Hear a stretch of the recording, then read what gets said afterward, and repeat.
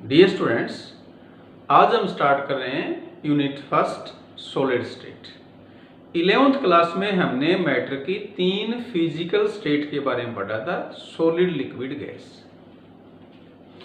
Solid state है matter की, इसमें रिजिडिटी होती है, मतलब सॉलिड्स हैं वो रिजिड होते हैं।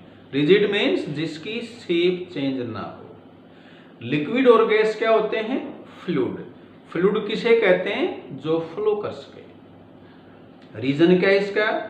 लिक्विड और गैस के मॉलिक्यूल के बीच में वीक फोर्स है, इसलिए मॉलिक्यूल्स मूव कर सकते हैं, पार्टिकल्स मूव कर सकते हैं। जबकि सॉलिड के अंदर जो कॉन्स्टिट्यूएंट पार्टिकल्स हैं क्या हो सकते हैं? एटम, आयन या मॉलिक्यूल, उनके बीच में स्ट्रॉन्ग फोर्स है। स्ट्रॉन्ग फोर्स होने से पार्टिकल्स हैं वो मूव नहीं कर सकते, वो सिर्फ क्या कर सकते हैं? ऑसिलेट, अपनी पोजीशन के अराउंड टू फ्रो मूवमेंट कर सकते हैं, मतलब थोड़ा बहुत दाएं बाएं ऑसिलेट या ऊपर नीचे ऑसिलेट ही कर सकते हैं। तो इसी वजह से सॉलिड क्या होंगे? रिजिड। तो स्टार्ट करते हैं। Solids are rigid because their constituent particles have fixed positions and can only oscillate about their mean positions। ये बात क्लियर सभी को? नेक्स्ट, सॉलिड्स की 2 टाइप हैं। क्या क्या? Crystalline and amorphous. दोनों में बेसिक डिफरेंस क्या है? बेसिक डिफरेंस है इनके कॉन्स्टिट्यूएंट पार्टिकल का अरेंजमेंट। जिस सॉलिड के अंदर पार्टिकल्स रेगुलर अरेंजमेंट में हों, अरेंजमेंट कैसा हो? रेगुलर ऑर्डर में हो, वो कहलाएगा क्रिस्टलाइन सॉलिड। और जहां अरेंजमेंट इरेगुलर हो उसको बोलेंगे अमॉर्फस सॉलिड। अब क्वेश्चन आता है रेगुलर इरेगुलर का मीनिंग क्या है? इस एग्जांपल से समझते हैं। मान लिया हमने सॉलिड के 2 पार्टिकल हैं, एक पार्टिकल है ए, दूसरा है बी। अरेंजमेंट इस तरह से है, एक ए है, फिर बी है, फिर ए है, फिर बी है, मतलब ये लगातार एक जैसा अरेंजमेंट है। या यूं भी कह सकते हैं कि पार्टिकल्स का इस तरह से अरेंजमेंट हो कि उन सभी पार्टिकल्स के बीच की जो डिस्टेंस है वो इक्वल हो, तो अरेंजमेंट कैसा कहलाएगा? रेगुलर। तो क्रिस्टलाइन सॉलिड क्या हुए? The solids in which constituent particles are arranged in a regular order। और amorphous क्या हुए? the solids in which constituent particles are arranged in irregular order। अगर ऐसा नहीं है, पार्टिकल्स इस तरह से अरेंज हैं जैसे एक ए है, 2 बी आ जाएं, या फिर एक ए, एक बी, फिर 2, मतलब इस तरह से नहीं हो, एक ए और एक बी अल्टरनेट पे ना हो, वो जैसे भी हैं, वो क्या कहलाएगा? इरेगुलर। सेकंड पॉइंट डिफरेंस, हम दोनों में डिफरेंस लेते हैं, एग्जाम पॉइंट से इंपॉर्टेंट है ये। सेकंड है they have long range order. Crystalline solids में क्या है? Long range order. इसका मीनिंग क्या है? जितना भी सॉलिड है उस सारे के अंदर एक जैसा अरेंजमेंट है। लेकिन अमॉर्फस सॉलिड के अंदर क्या होता है? Short range order. Short range order का मतलब है जैसे अपने पास ये एक सॉलिड है, इसके इस हिस्से के अंदर सॉलिड अमॉर्फस है, लेकिन ये पॉसिबिलिटी है कि एक छोटे से हिस्से के अंदर रेगुलर अरेंजमेंट हो, तो क्या कहलाए ये? Short range order. और अमॉर्फस सॉलिड का वो पार्ट जिसमें रेगुलर अरेंजमेंट हो उसको बोलते हैं क्रिस्टलाइट। ये भी हम नोट कर लें।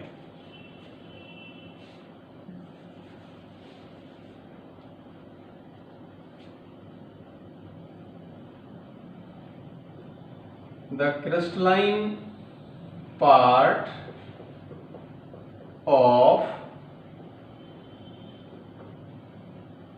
Amorphous solid is called crystallite. क्या बताया हमने? अमॉर्फस सॉलिड के अंदर सारे में अरेंजमेंट रेगुलर नहीं हो सकता, लेकिन किसी एक रीजन में, एक छोटे पार्ट में अरेंजमेंट रेगुलर हो सकता है। तो वो पार्ट अमॉर्फस सॉलिड का जिसमें रेगुलर अरेंजमेंट हो, क्या बोलेंगे उसको? क्रिस्टलाइट। तो क्योंकि शॉर्ट रेंज में रेगुलर अरेंजमेंट था इसलिए इसको बोलेंगे short range order. Third difference, they are true solids. True means solid की जो प्रॉपर्टी होती है, जैसे सॉलिड रिजिड है, उसका डेफिनेट शेप है, डेफिनेट वॉल्यूम है, ये प्रॉपर्टी सिर्फ कौन शो करता है? Crystalline solid. अमरफस सॉलिड हैं वो सूडो सॉलिड हैं, ट्रू सॉलिड नहीं है। जैसे ये कुछ एग्जाम्पल लिख रखे हमने, रबर है और अमरफस सॉलिड है। रिजिड नहीं होता रबर, हमें पता है, शेप चेंज हो सकती है, जब प्रेशर अप्लाई करेंगे तो रबर की शेप चेंज हो जाएगी। ग्लास है वो भी सॉलिड नहीं है, सॉलिड नहीं है, ग्लास भी फ्लो कर सकता है। तो ग्लास में प्रॉपर्टी किसकी है? लिक्विड की। तो ग्लास है, रबर है, प्लास्टिक है, ये अमरफस सॉलिड हैं, ये ट्रू सॉलिड नहीं है, ये सॉलिड्स की प्रॉपर्टी शो नहीं करते। फोर्थ डिफरेंस है, दे show cleavage property. Crystalline solid में क्लीवेज प्रॉपर्टी आती है। अब क्लीवेज का देखो मीनिंग समझें। बुक में लिखा होता है कि हम सॉलिड को कट कर दें तो उसका स्मूथ सरफेस आ जाए तो वो क्रिस्टलाइन सॉलिड है, स्मूथ सरफेस नहीं आए तो अमरफस है, उसमें कहते हैं दे do not show cleavage property. इसको ऐसे समझें, ये मान लिया अपने पास एक सॉलिड है, हमने ऊपर से इसका एक पार्ट काट दिया, जैसा अरेंजमेंट इस ऊपर वाले हिस्से में था, काटने के बाद जो नया सरफेस आया उसमें भी वैसा ही अरेंजमेंट है। इट मीन्स उसने क्लीवेज प्रॉपर्टी शो की है, काटने से प्रॉपर्टी अरेंजमेंट चेंज नहीं हुआ। तो हमने कहा कि उसने क्लीवेज प्रॉपर्टी शो की, और ऐसा किस में होता है? क्रिस्टलाइन सॉलिड में। अमरफस में क्या होगा? यहां हमने देखा कुछ अरेंजमेंट है, इसको हमने काट दिया, जो नया सरफेस आया उसमें जरूरी नहीं है कि वैसा ही अरेंजमेंट हो, इसलिए क्या कहेंगे? They do not show cleavage property. Fifth difference है, they are anisotropic, they are isotropic. इसका मीनिंग समझे क्या है? कुछ फिजिकल प्रॉपर्टी है, जैसे थर्मल एक्सपेंशन, हीट देने से एक्सपेंड होना, refractive index, conductivity, electrical resistance, ये कुछ फिजिकल प्रॉपर्टी मैंने बताई अभी। इन प्रॉपर्टी का हम मेजरमेंट करें डिफरेंट डायरेक्शंस में, सभी डायरेक्शन में अगर इन प्रॉपर्टीज की वैल्यू एक जैसी आती है तो उसे कहा जाएगा आइसोट्रोपिक, और डिफरेंट आती है तो कहा जाएगा एन आइसोट्रोपिक। तो ये एन आइसोट्रोपिक है क्योंकि डिफरेंट डायरेक्शन में जब प्रॉपर्टीज मेजर की जाएंगी तो डिफरेंट वैल्यू आएगी। क्यों आएगी? ये मैंने एक एग्जांपल ले रखा है। ये मान लिया कोई आयोनिक सॉलिड है, इसमें आयंस हैं, एक केटायन है एक एनायन है। तो अगर हमने प्रॉपर्टी को इस डायरेक्शन में मेजर किया तो एक केटायन आया एक एनायन आया, और अगर हम मेजरमेंट कर लें इस डायरेक्शन में तो सारे एनायन आ गए।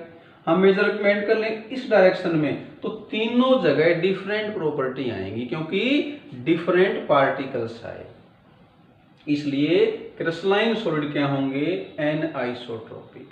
जबकि अमरफस सॉलिड में सभी तरफ इरेगुलर अरेंजमेंट है, हम जिस तरफ भी इन प्रॉपर्टीज की वैल्यू मेजर करेंगे एक जैसी आएगी, इसलिए क्या कहा जाएगा?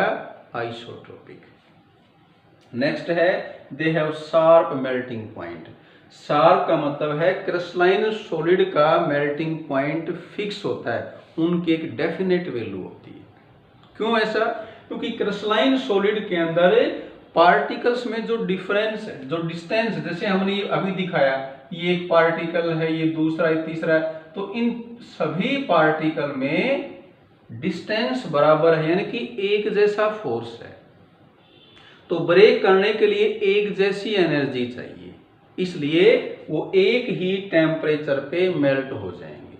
जबकि अमरफस सॉलिड में कोई पार्टिकल नजदीक है, कोई दूर है, कहीं वीक फोर्स है, कहीं स्ट्रॉन्ग फोर्स है, तो कोई हिस्सा पहले मेल्ट हो जाए, कोई बाद मेल्ट होगा, तो उनका मेल्टिंग पॉइंट शार्प नहीं होता, उनकी एक रेंज होती है। जैसे हम कहें कि यहाँ किसी सॉलिड का मेल्टिंग पॉइंट हम कहें 100 डिग्री सेल्सियस है, यहाँ हम कहेंगे कि 100 से लेके 110 डिग्री सेल्सियस, एक रेंज होती है और यहाँ फिक्स होता है। ये कुछ एग्जाम्पल लिखे हमने क्रिस्टलाइन सॉलिड के। सभी मेटल्स NaCl है या आयोनिक कंपाउंड है, ये क्या होते हैं? Crystalline solid. और अमरफस के एग्जाम्पल क्या लिखे हमने? रबर, प्लास्टिक और ग्लास। तो ये हमने एक्सप्लेन किया difference between crystalline and amorphous solid.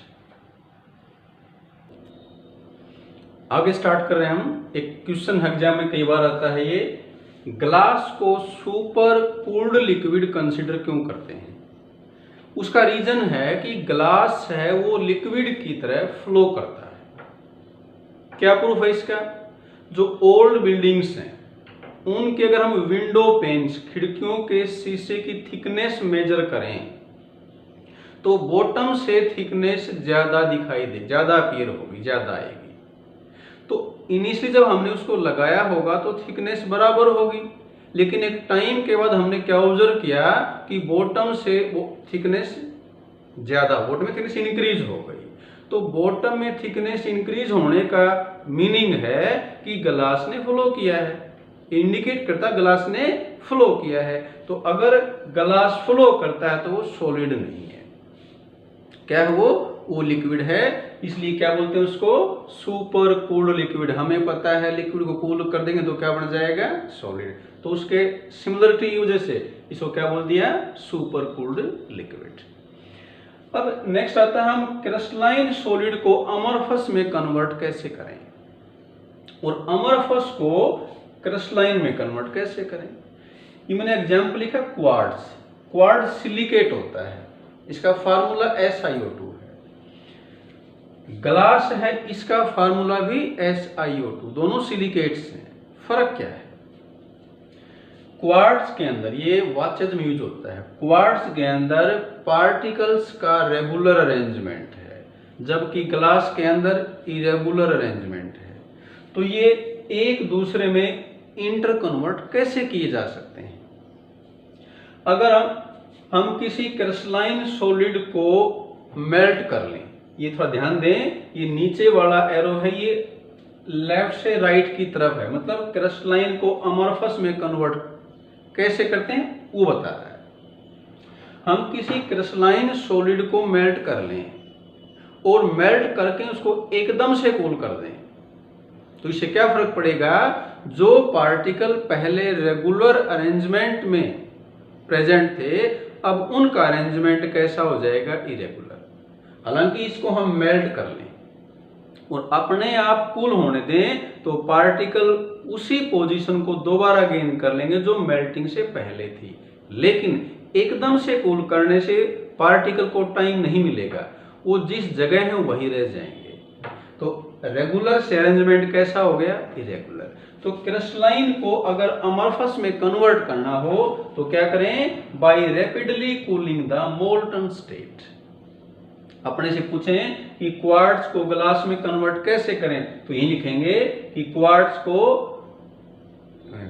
Molten state में लेके उसको एकदम से कूल कर देंगे। वाइस वर्सा कैसे करें? अब अमरफस सॉलिड को क्रिस्टलाइन में कन्वर्ट कैसे करें? तो उसके लिए क्या लिखा? By continuous heating and cooling.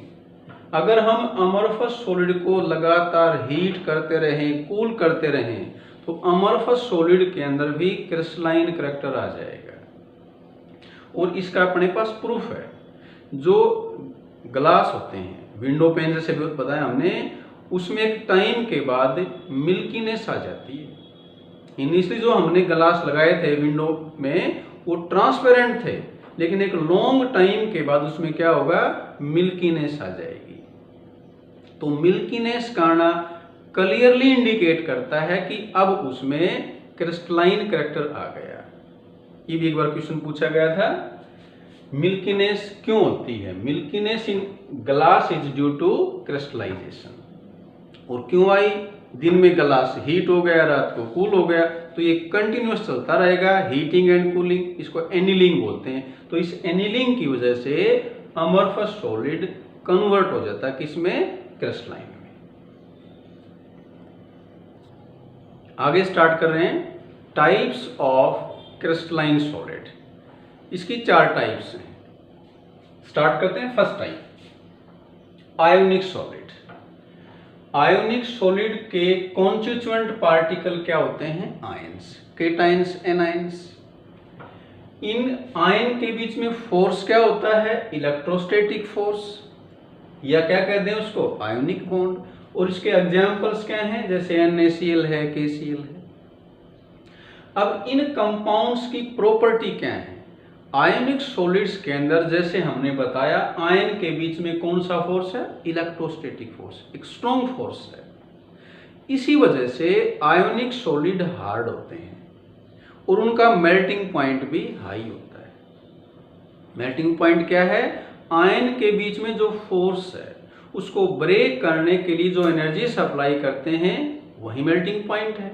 और क्योंकि स्ट्रॉन्ग फोर्स है तो उसको ब्रेक करने के लिए ज्यादा एनर्जी सप्लाई करनी पड़ेगी, इसलिए आयोनिक कंपाउंड का मेल्टिंग पॉइंट हाई होगा।